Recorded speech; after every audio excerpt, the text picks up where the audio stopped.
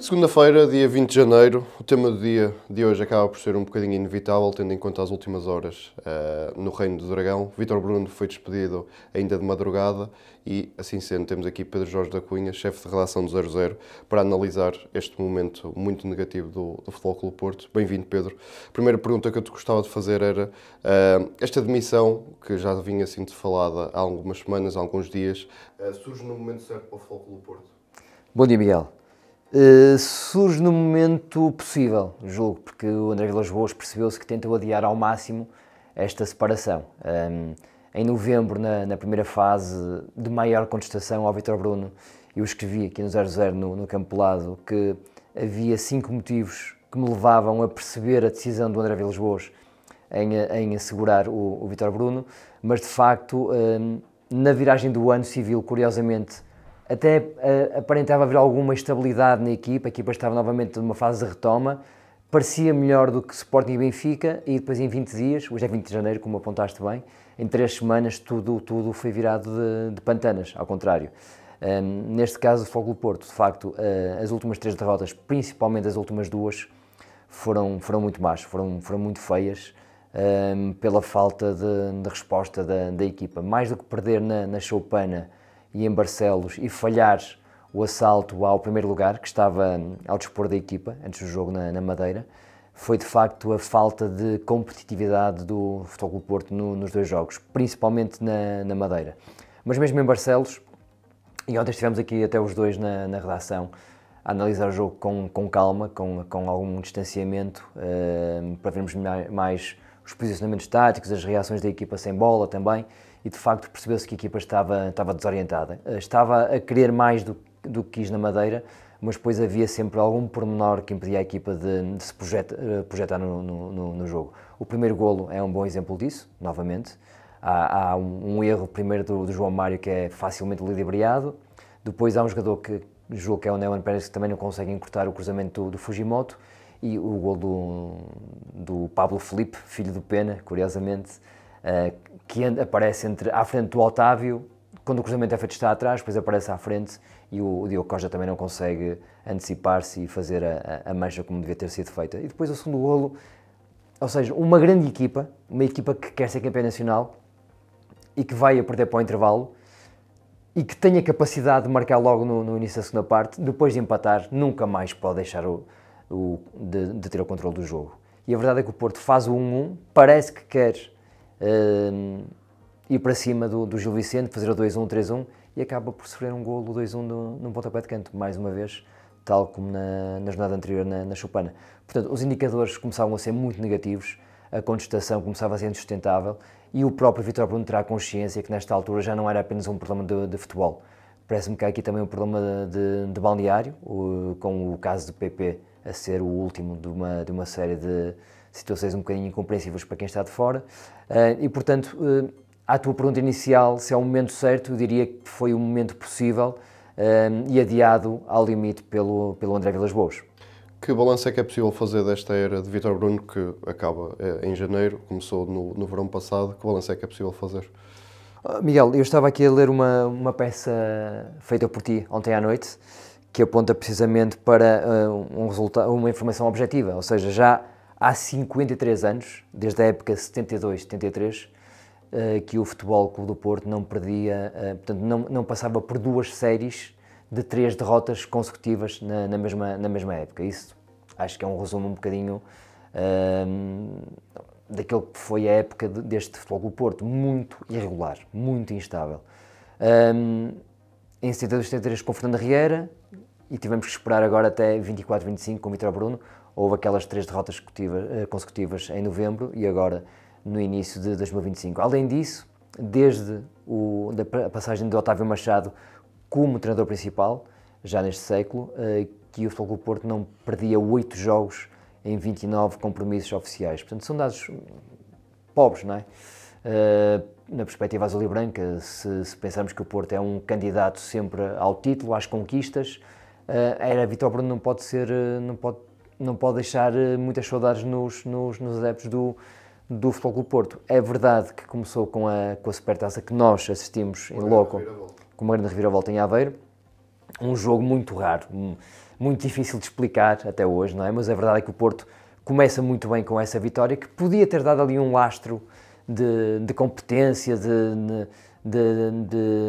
até de motivação à equipa, que vinha de uma separação com o Sérgio Conceição, que tinha sido o comandante técnico da equipa durante 7 anos, mas a verdade é que a equipa, depois de ter tido um mês de agosto razoável, positivo, a equipa parecia mais leve até em campo no mês de agosto, a verdade é que quando chegam as novas peças, no final do mercado de transferências, o Vítor Bruno nunca teve muita margem para conseguir encaixá-las e retirar delas rendimento imediato. O caso do Néwan Pérez é um caso evidente de alguém que está a ser uma desilusão do ponto de vista do rendimento esportivo. O Francisco Moura também teve uma lesão, voltou ontem em Barcelos. O Fábio Vieira ainda não se encontrou, um jogador com a sua categoria tem que dar muito mais à equipa e ao jogo e está completamente afastado das decisões, das assistências, dos golos. É preciso muito mais Fábio Vieira. O Samu tem sido uma boa surpresa, mas a verdade é que é um ponta de lança muito peculiar, que precisa de uma equipa que o saiba servir, e é um ponta de lança que não participa no processo ofensivo da equipa, na posse de bola, em apoios frontais não faz isso. É um jogador de finalização, pura e dura. Portanto, há aqui muitos jogadores que acabaram por não conseguir encaixar nas ideias do Vítor Bruno, e as ideias do Vítor Bruno passavam muito por controlar o jogo com bola. Percebia-se que era isso que ele queria fazer, num ritmo mais pausado do que aquilo que Sérgio Conceição pedia à sua equipa, mas de facto as limitações da equipa em alguns momentos do jogo eram gritantes, e o Vítor Bruno acaba por sair com uma nota muito negativa, porque a equipa falha na Taça da Liga, falha na Taça de Portugal, está no terceiro lugar no campeonato, quando podia estar a liderar, devido também à incompetência dos rivais diretos, e na Liga Europa está numa situação também desconfortável, tinha agora 2 jogos para garantir a qualificação. Falaste agora em vários jogadores, também já falaste no caso do PP, na última noite publicou uma mensagem que entretanto foi apagada nas suas redes pessoais a atacar, entre aspas, o Vítor Bruno. O que eu te gostava de perguntar é se o balneário deixou de estar com o treinador a determinada altura. E eu, antes de vir para este tema de dia, tentei fazer alguns telefonemas, fiz alguns telefonemas, aliás, e falei com algumas pessoas que conhecem bem o Vítor Bruno e o trabalho do Vítor Bruno, porque, na verdade, nós aqui estamos expostos à nossa opinião e muitas vezes não temos as informações que precisamos ter para falar sobre as pessoas e o seu trabalho. O que toda a gente me diz em relação ao Vítor Bruno, com quem falei hoje de manhã, é muito simples. Muito trabalhador, muito dedicado, muito sério e muito exigente. Não o conheço, eu troquei umas palavras breves com ele na manhã em que fomos entrevistar o Rodrigo Mora, o Vasco Sousa e o Gonçalo Sousa ao Olival. Cordial, simpático, um cavalheiro, nada a apontar, não surpreende sendo filho de quem é, o grande Vítor Manuel. Portanto, do ponto de vista pessoal, aquilo que nos dizem de Vítor Bruno é o melhor possível. Na ligação com o plantel, dizem-nos mais ou menos o mesmo, que durante uma boa parte destes 6 meses o Vítor Bruno teve uma boa relação com o plantel, soube lidar com o grupo, soube ter o grupo do seu lado, mesmo nos maus momentos, e de forma um bocadinho surpreendente, nas últimas semanas isso deixou de se verificar, com episódios infelizes como este agora de PP. Mas PP faz uma reação às palavras do Vítor Bruno na flash interview, não sei quem é que tem razão ou quem não tem razão. A verdade é que, por aquilo que nós também soubemos nesta manhã, o comportamento de PP, não só nos jogos, também durante a semana nos treinos, tem deixado muito a desejar. Tem manifestado uma falta de compromisso com a alegria e com o trabalho, que não são compatíveis com a sua função dentro do Futebol Clube do Porto, sendo ele um dos elementos mais antigos do plantel e um dos com mais responsabilidades, principalmente num plantel que grita por referências, por um líder. PP podia ter dado um passo em frente e assumido um bocadinho essa condição, esse estatuto, mas claramente está com a cabeça aparentemente noutro sítio. Portanto, o trabalho de Vítor Bruno obviamente tem que ser responsabilizado, porque não conseguiu apresentar os resultados que os portistas, a começar por André Vilas-Boas, esperavam, mas há muitos jogadores aqui que têm de dar um passo em frente, olhar-se no espelho e pensar também que se têm sido os profissionais que deveriam ser. fecha-se um ciclo com o Vítor Bruno. Ainda não se sabe quem é o novo treinador, anunciou-se agora o interino, ou pelo menos o 0-0 anunciaste agora o interino. Quais é que são os objetivos agora para o treinador que segue no resto da temporada? Sim, o José Ferreirinha Tavares assume esta semana, nos próximos dias vai ser ele o responsável por orientar a equipa. Provavelmente estará mesmo no banco de suplentes contra o Olympiacos, a não ser que a administração de André Vilas-Boas consiga reagir rapidamente e escolher um sucessor. Em relação ao José Tavares, é um homem com uma grande ligação ao clube, muito respeitado dentro do universo do Futebol Clube Porto. Foi um excelente jogador de futebol, depois viu travada a sua carreira por uma lesão grave e tem dedicado, de facto, a sua ligação ao treino, essencialmente às camadas jovens. E ele chegou a assumir o comando da equipa B na época de 2016-2017, depois voltou a ser coordenador, mais tarde tomou conta do Sub-19 e depois teve uma experiência na equipa B dos Charlotte FC, nos Estados Unidos, nos últimos anos, antes de voltar este ano ao Futebol Clube Porto, precisamente por ter deixado uma imagem muito boa. E tem agora aqui uma responsabilidade grande, nos próximos dias, de devolver alguma normalidade a um plantel que tenha, de facto, vivido um bocadinho sobressalto. Mas a tua pergunta, desculpa, Miguel, era em concreto? Quais os objetivos para o treinador que agora se segue, seja ele ou... Exatamente. Para o José Tavares, no fundo, é dar alguma normalidade a esta semana de trabalho e deixar a equipa num estado emocional razoável para o jogo contra o Olympiacos, que é muito importante para a Liga Europa. Quem vem a seguir, e nesta altura nós não temos ainda pistas sobre esses nomes, os objetivos são a qualificação europeia, portanto, passar para a próxima fase da Liga Europa. Nas taças o Porto já está fora e no campeonato está a 4 pontos do Sporting e a 1 do Benfica. Portanto, se olharmos apenas para o lado pontual, o Porto está na luta pelo título. Se olharmos para a resposta que a equipa tem dado em campo, o Porto está afastado claramente dessa luta. Portanto, o grande objetivo do treinador que suceder a Vítor Bruno é devolver a equipa a uma fase de maior competitividade, algo que a equipa não tem sido capaz de dar nas últimas semanas, principalmente com estas derrotas no Funchal e em Barcelos. Para fechar este tema do dia, gostava só de perguntar, ter agora uma última pergunta, que é quem é que assume o comando no imediato para o Futebol Clube do Porto? Pois é isso, antecipamos um bocadinho, demos já o nome do José Tavares, já o descrevemos um bocadinho, quem é o José Tavares e quais são as suas funções no imediato. Provavelmente ele vai ser auxiliado também por alguns elementos da equipa B e por algum adjunto de Vítor Bruno que continua. O Diogo Almeida, treinador do guarda-redes, deve continuar, por exemplo, que é um elemento também que já trabalhou anteriormente com o Jorge Costa, portanto, que está perfeitamente identificado com os valores do clube e de quem manda nesta altura no futebol do clube. É uma fase difícil, mas, Miguel, eu acho que a mensagem a passar aos esportistas, e que os esportistas quererão ouvir, de facto, nesta fase também, é que isto não é só uma questão de equipa técnica. Julgo que o plantel precisa claramente de perceber o que é o Futebol Clube Porto, o que significa o Futebol Clube Porto, o que representa este emblema para esta região e para o país, e perceberem que representar o Futebol Clube Porto é um privilégio. E há jogadores que, de facto, têm estado muito abaixo. Já falamos de PP, mas podemos também falar de Galeno, que tem estado a jogar sobretudo como lateral esquerdo, ontem sai ao intervalo com mais uma exibição também muito apagada. Há jogadores que têm deixado, de facto, a imagem de estarem um bocadinho desligados dos objetivos do clube e, de facto, isso é impensável numa equipa como o Futebol Clube Porto.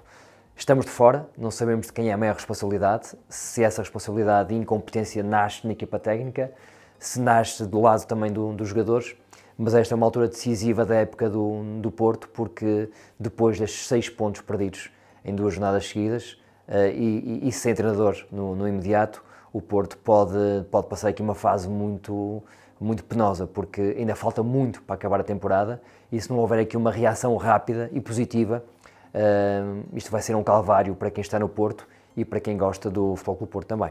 Já falaste que é uma fase decisiva da temporada, falaste também, por exemplo, do PP e do Galeno, que estão muito abaixo. Gostava de ligar os 2 pontos. Achas que neste mercado de transferências poderão existir algumas saídas ou até mesmo entradas? Eu acho que fazia bem alguns jogadores saírem do Porto, nesta altura. O Marco Gruitch, que já não joga há bastante tempo, é um jogador muito caro e não tem, de facto, mostrado ser uma mais-valia, não é um jogador útil, nesta altura, para o plantel. seria claramente uma venda interessante para o Porto, mas a questão é, nesta altura, quem é que paga alguns milhões pelo Marco Grujic, eventualmente algum clube sério, não sei. Se olharmos para o lado esquerdo da defesa, o Wendel tem que sair também. O Francisco Moura e o Zaidu serão os laterais esquerdos à partida que estão à frente. O Wendel está a mais. Fala-se do Valentim Barco, que é um jovem que está no Sevilha ainda. Se vier o Barco, o Zaidu também à partida também terá de sair. É um jogador que teve uma lesão muito grave, teve um ano parado, voltou agora, mas confesso aqui a minha antipatia desportiva pelo Zaidu. Julgo que nunca teve as condições mínimas para ser jogador do Futebol Clube Porto. Nos centrais, há 4 centrais, sendo que 3 são novos, aliás 2 são novos, o Neon Pérez e o Tiago Jaló. São jogadores que vinham consolidados, com carreiras, com percursos e que não têm sido capazes de facto dar uma resposta também positiva. Do lado direito da defesa, o João Mário ontem faz um jogo muito fraco em Barcelos, acaba por ser substituído. É muito complicado, de facto, conseguir perceber o João Mário, um jogador que dá coisas fantásticas no processo ofensivo e depois a defender demonstra uma ingenuidade difícil de compreender. O Martim Fernandes parece-me mais equilibrado. No meio-campo, há o Eustáquio, há o Alan Varela, que também está agora lesionado, tem estado muito abaixo esta temporada, quando seria, se calhar, um dos comandantes do balneário. O Nico Gonzalez foi agora expulso, ainda o Vasco Sousa, começa muito bem a temporada e também tem vindo a desaparecer. Foi engolido na choupana por aquela primeira parte também horrível. Depois, nas alas, percebe-se que faltam também opções, porque o PP não está para aí virado. É triste dizer isto, mas é a verdade. Há o Galeno, há o Gonçalo Borges, que ontem até entrou bem em Barcelos, mas também tem sido um jogador muito irregular, muito intermitente, capaz do melhor e depois do pior. Falta falar também dos pontas de lança, não é? Agora também o Samu foi expulso, o Denis Gul pouco tem jogado. Há ali qualquer coisa no Denis Gul, de facto, parece-me ter qualquer coisa boa, mas é ainda um miúdo muito ingênuo também no lado competitivo. Precisa jogar muito, precisa fazer muitos golos, e uma equipa como o Porto precisa de alguém que garanta mais qualquer coisa, não é? Não é só ter boas características, isso há em todo lado. Portanto, é preciso uma afirmação competitiva e desportiva que o Denis Gul ainda não consegue dar nesta altura, mas à partida será ele a ocupar o lugar do Samu. Já falamos quase todos os jogadores do plantel, falta falar do Dani Namazo, que ontem jogou no lugar do Rodrigo Mora. Lá está, é mais um jogador que tem uma boa relação com bola, mas nós ainda não percebemos muito bem o que é que ele pode vir a ser no mundo do futebol. Fica sempre um bocadinho aquém também do que parece que pode dar, e portanto há aqui muitas respostas a dar pela SAD do Futebol Clube Porto, que, insisto, perante o caos financeiro que encontrou em abril, foi capaz de dar um plantel, na teoria, muito interessante a Vítor Bruno. Agora, naturalmente, os jogadores têm de dar uma resposta muito diferente e não sabemos se não a deram por culpa do treinador ou por algo mais. E é assim que fechamos o tema dia desta segunda-feira. Para além do tema dia, podem acompanhar o Ataque Rápido, vai ser publicado ainda hoje, onde vão debater um momento muito negro do Futebol Clube do Porto, um momento muito cinzento, e o A Fundo a 3 relacionado com a NBA Basket.